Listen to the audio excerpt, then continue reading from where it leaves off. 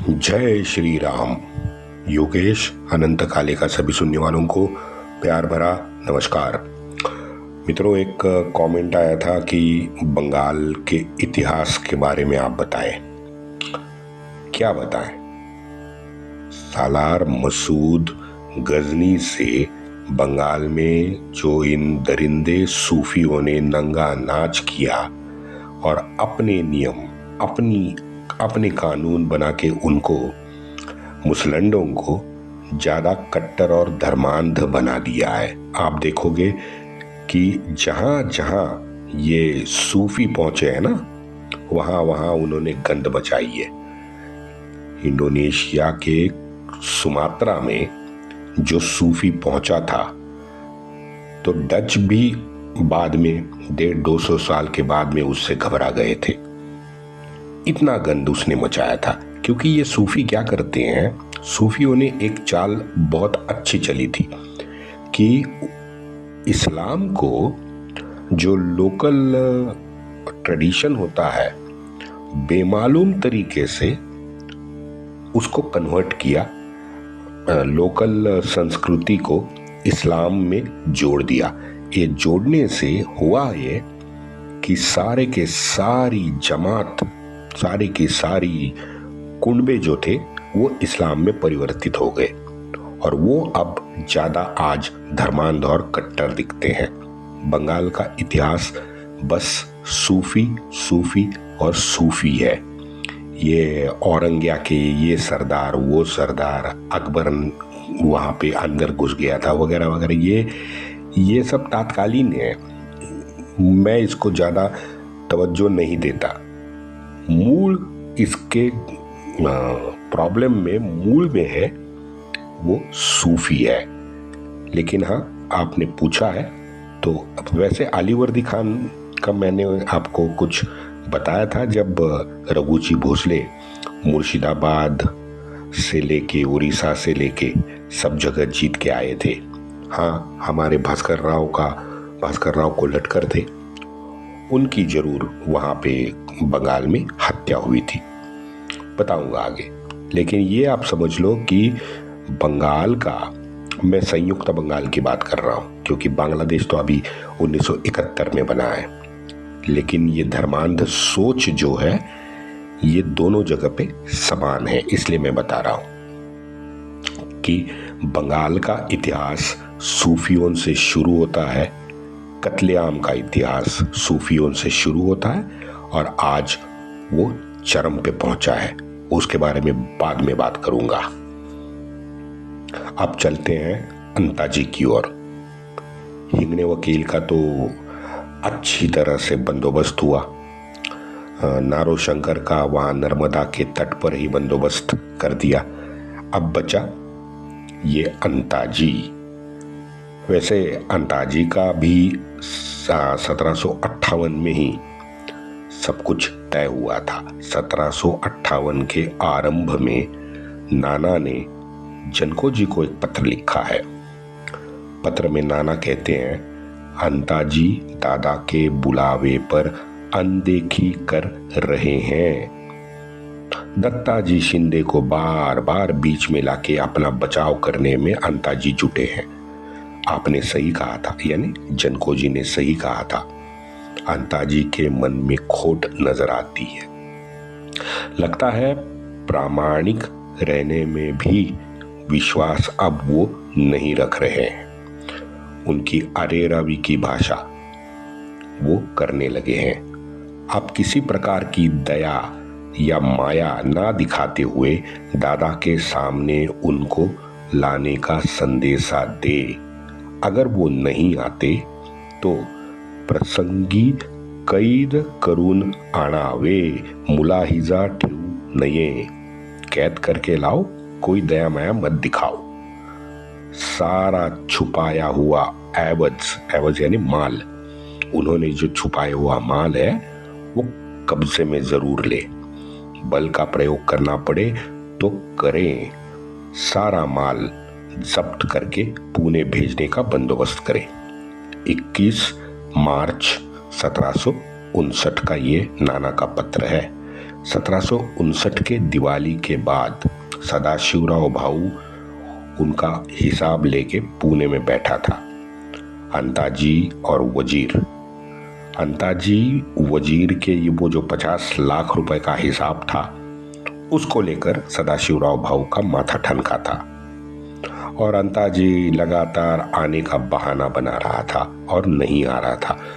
वो कभी सागर निकल जाता, कभी मेरठ निकल जाता, लेकिन राघोबा दादा के सामने वो नहीं आया था। वैसे 10,000 की फौज अंताजी ने वजीर के साथ रखी थी। युवा दादा तहकीकात नहीं कर पाया था, जाहिर है अनुभव कम था दादा को। अब दादा को भी सदाशिवराव भाऊ ने फटकार लगाई है इस सिलसिले में। जो चाहे करने की छूट दादा को मिली, बस एक ही लक्ष्य था, अंताजी को किसी तरह से पकड़ के पुणे में हाजिर करो। आगे सदाशिवराव भाऊ ने भी लिखा है कि अंताजी के पास कुछ ना रखो, सिर्फ उनके जो पुत्र है उनके पास 1000 मावड़े की फौज रखो। वजीर के पास जो भी उनकी फौज थी उसे तत्काल हटाया जाए। अगर वजीर की फिर भी मांग होगी तो उसे बाद में दी जा सकती है। अंताजी तो कतई वजीर के साथ नहीं दिखना चाहिए। सारे कारभारियों को सूचित किया जाता है कि किसी प्रकार के दबाव में ना आए। मेरठ का अंताजी का घर बापूजी वकील को सौंप दिया जाए। दिसंबर 1758 में मेरठ का घर पे जब्ती आ गई। मित्रों, इन 12 सालों में वकील के दिल्ली वकीलात का कबाड़ा बन चुका था। पूरी तरह से अव्यवस्था थी। अब हिंगणे वकील के कार्यालय में पैसा लेकर स्थानिक लोगों की भर्ती की जा रही थी। 20 रुपए 50 रुपए की लेन देन की शुरुआत हो गई थी। क्यों भाई? मराठी वकीलात के ऑफिस में पैसा लेन देन का क्या संबंध है? पैसे के लिए कुछ अन्य जिम्मेदार अधिकारी लोग थे ना। तो अव्यवस्था और भ्रष्टाचार वहां अपनी चरम पे पहुंच गया था। भाऊ ने उसे एक झटके में उखाड़ देने का मन बनाया और कार्रवाई भी शुरू की। भाऊ तो तह तक गया था इस भ्रष्टाचार के। सभी को भाऊ ने सीधा कर दिया था। अंताजी को फरवरी 1760 में जाके फिर भाऊ ने नौकरी पे रखा है, लेकिन ये 1.5-2 साल अंताजी को तो सड़क पे ला दिया।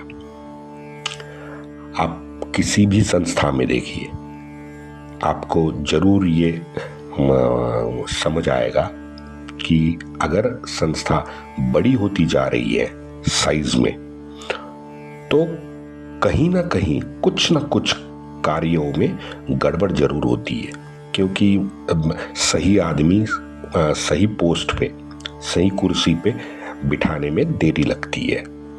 ये लगातार जो युद्ध चल रहे थे, ये युद्ध की वजह से अंतर्गत व्यवस्था मराठों की पूरी तरह ढीली पड़ गई थी।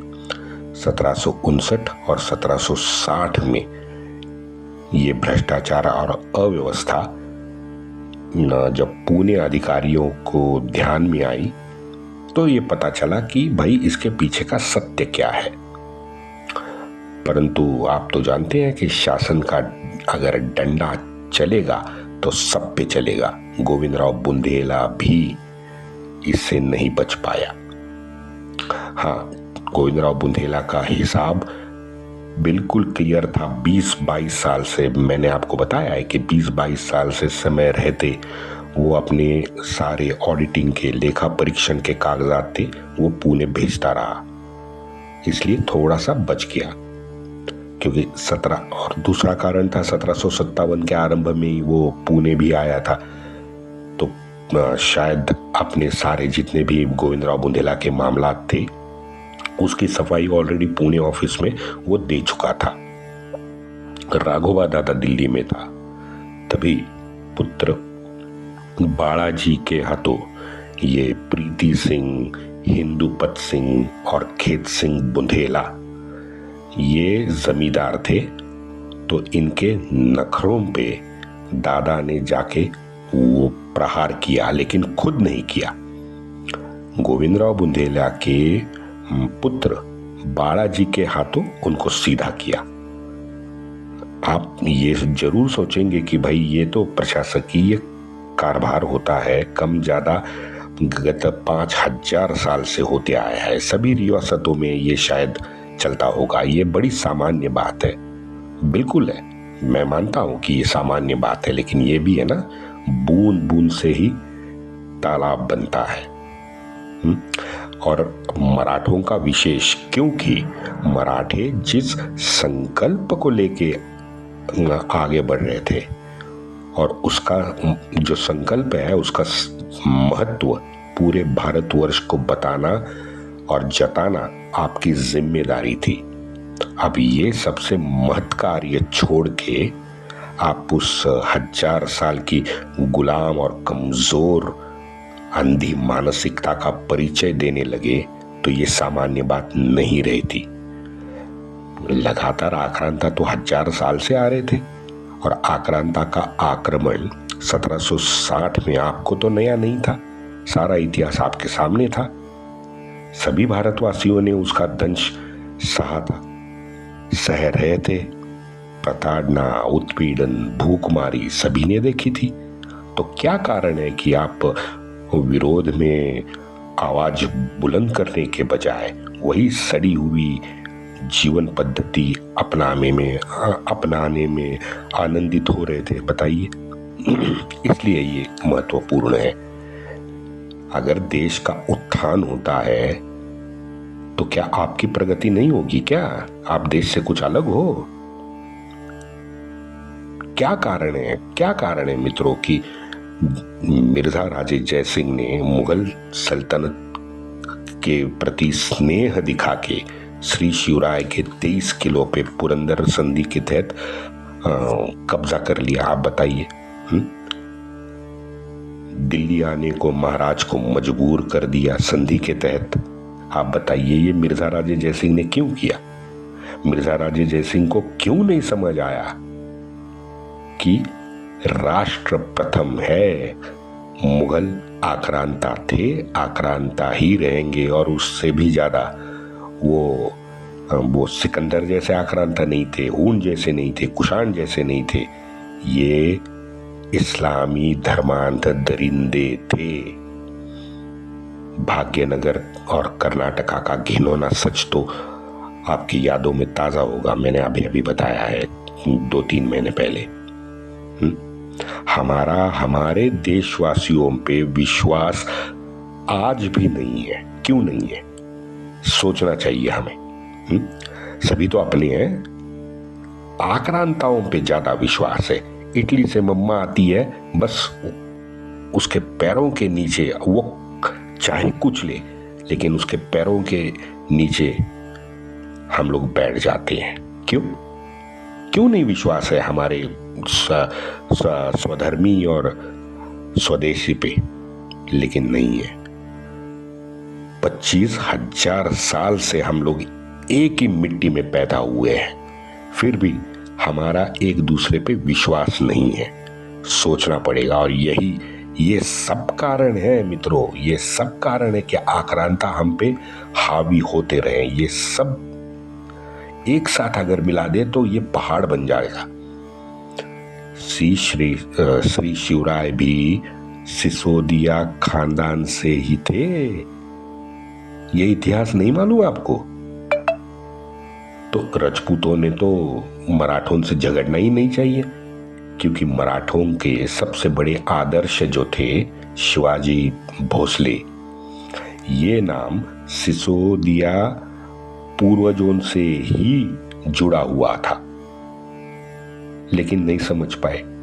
तो श्री शिवराय को नहीं समझ पाए तो उनके संकल्प को क्यों समझेंगे? इसलिए राजपूतों ने शायद भोसले मराठों को अलग कर दिया। दिल्ली जाके मराठों का मैंने हाल तो बता दिया कि वो सड़क छाप गंदी नाली के जो धर्मांध कीड़े थे ना, रियासतदार, नवाब, बड़े बड़े जमींदार, ये धर्मांध कीड़े जैसे वर्तन मराठे भी करने लगे थे, क्योंकि उनको अय्याशी का परिचय हुआ था। दिल्ली जाके मराठी जो है सरदार, उनमें पैसे का घमंड आ गया था। लेकिन मित्रों, हमने कई साल से देखा है, कई हजार साल से देखा है कि स्वार्थी जो होता है वो कभी आर पार की सोच रख ही नहीं पाता, क्योंकि आखिरी क्षण तक स्वार्थ जो होता है वो उस पे हावी होता है और वो सिर्फ अपने स्वार्थ की चिंता करता है। इसलिए वो आर पार की लड़ाई शायद नहीं लड़ पाता। अब इतनी ज्यादा अव्यवस्था, इतना ज्यादा अनुशासन के बिना कोई शासकीय व्यवस्था चल ही नहीं सकती। उदाहरण है, हम बिहार का उदाहरण ले ले। 15 सालों में बिहार में क्या हुआ आपके सामने है। 1-2 साल में वो जज्बा कहते हैं ना, है ना, पाकिस्तान वाले कहते हैं कि हमारे पास पैसा नहीं है, ये नहीं है, वो नहीं है, लेकिन हमारे पास इस्लाम का जज्बा है। तो वो जो हिंदू का जज्बा था ना, वो ऐसे 1-2 साल में पैदा नहीं होता भाई। एक बार आप मन से भ्रष्ट हो चुके तो 1-2 साल में ये वो जज्बा आप पैदा नहीं कर सकते लड़ने का। यही हमारे साथ मराठों के साथ हुआ। और हमारा समाज, हमारी सोच, हमारी जीवन शैली, व्यवहार अब भ्रष्ट हो ऑलरेडी चुके हैं। 1000 साल के गुलामी और कमजोर मानसिकता के कारण ये भ्रष्ट हो चुका जो व्यवहार है, ये हमारी जीवन शैली है, ये इतने जल्दी हम कैसे बदल सकते हैं बताइए। थॉमस मैकालो को भी आज 190 साल लगे हैं मित्रों कि हमारी सोच अब अंग्रेजी हो चुकी है, हम अंग्रेजी में सोचने लगे हैं। सोचो आप। लेकिन वो आज 190 साल उसको भी लगे। और ये भौतिक चीजों की लालच, ये तो हमारे जीवन का एक भाग हो गया है। क्या बताए, हमारी ये स्व केंद्रित जीवनी जो आत्म प्रौढ़ी है ना, ये हमें लगता है कि इंजेक्शन मार के खून में हमारे समा गई है। अब उसे लुप्त अगर होना है, उस विकृति को हमें निकालना है तो समय तो लगेगा।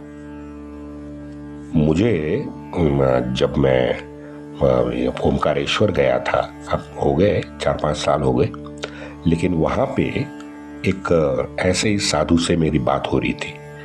तो साधु जी मुझे इदम न मम, इस 3 शब्द का अर्थ मुझे अच्छी तरह वो बता गए।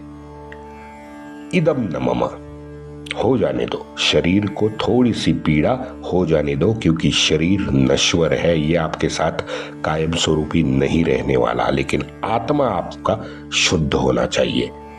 और एक ये 3 जो शब्द है, इदम न मम, ये कहने वो साधु जी कह रहे थे कि आप इसे जीवन पद्धति में आपका उपयोग करें। पता नहीं, वो तो कह रहे थे साधु जी कि आपका अगर हाई बीपी हो तो उससे आपको छुटकारा चाहिए, तो बस ये अपनाओ अपनी जिंदगी में। इदम न मम, वंदे मातरम।